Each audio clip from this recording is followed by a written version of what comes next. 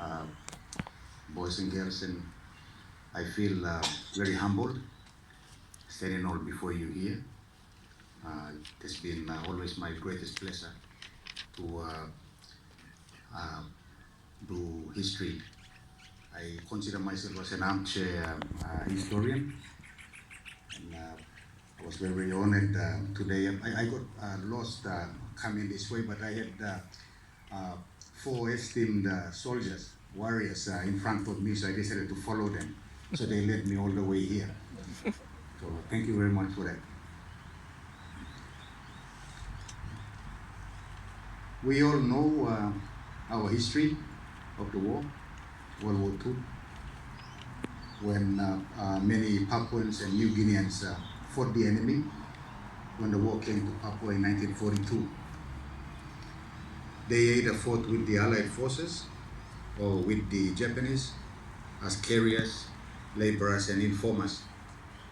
Of these, some 3,000 of them fought as regular soldiers under the banner of the Papua and New Guinea infantry battalions. They all fought for their own reasons. Some were teenagers who joined to gain status or because they were coerced into joining. Others made the transition from the constabulary into the army. After a setback of the Coral Sea battle, the enemy decided to try a two-pronged assault on Port Moresby with their land forces. On the 21st of July 1942, they landed near Gona with more than 1,000, mostly Tolai carriers from the East New Britain province. Lightly equipped, the 3,000 troops quickly set off inland for Kokoda, where there was a small but vital airstrip, their springboard for their final attack on Port Moresby. This is all known history, but I thought I'd read this small part to lay the foundation for what I'm going to say later on. The enemy were unopposed until they ran into a PIB ambush at a place called Awala. They brushed this puny defense aside and advanced. Kokoda was in their hands barely a week after their landing. A lot of people today do not realize, even my own people, we do not realize that this historic PIB ambush at Awala was the beginning of a bond of camaraderie, of loyalty and friendship, of commitment and understanding, of courage, perseverance, and of loyalty and the ultimate sacrifice between warriors of mostly different races, but fighting a common enemy. This was a bond that would span throughout the duration of the war, right up to the disbanding of the PIB in 1946, a bond that would be reignited with the reformation of the PIR in 1951, and continue right past 1976, when the newly independent state of Papua New Guinea assumed full ownership of its armed forces, right up to this very day. This bond remains.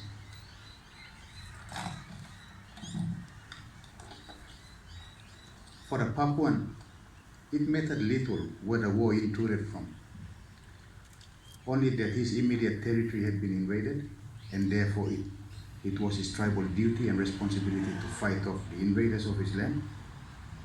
The Kokoda campaign therefore became, for the most part, a fight to keep the invaders away from our own villages and livelihood.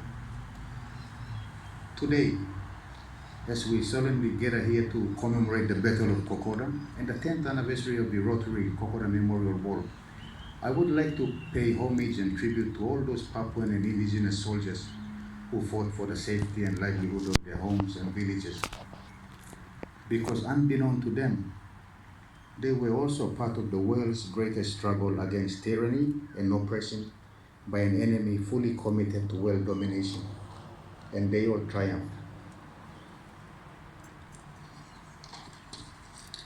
In the same vein, I would also like to pay my respects to those young Australian warriors who saw fit to lay down their lives in the defense of their homes.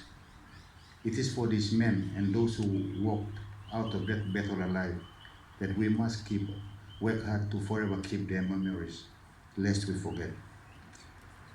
These warriors, despite the difference of their lifestyles and upbringing, stood together as one to fight off the invader. This bond between the Australian and the Papua New Guinean warrior, forged in blood, in the jungles of Kokoda has remained right up to this very day as one of the Commonwealth's strongest bilateral relations between two of its members.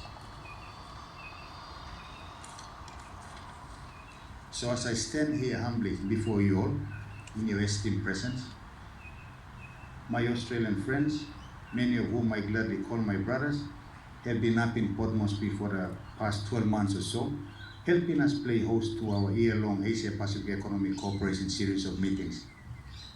This will culminate with the Leaders' Summit in November, and this is the very bond I'm talking about.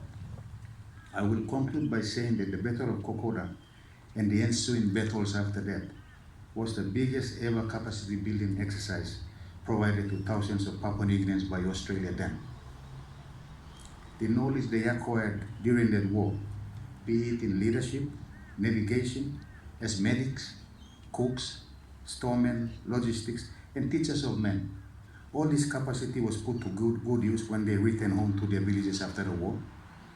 Some entered politics, others continued to serve their local communities in their own respective capacities. Most used this training to better their lives in their communities. 76 years on, this legacy has continued. Today, another massive capacity building exercise is again in motion in Port Moresby as Papua New Guinea prepares to complete its host of the APEC summit with the Leaders' Summit in November. Again, our brothers from Australia are assisting us with these preparations. We Papua New Guineans of this generation are very optimistic that this capacity building and training offered by Australia to hundreds of our officers will again be put to good use beyond this year to better our lives and in that process advance our relationships to the next level. I pray that God continues to nurture this friendship forever, lest we forget. Thank you very much.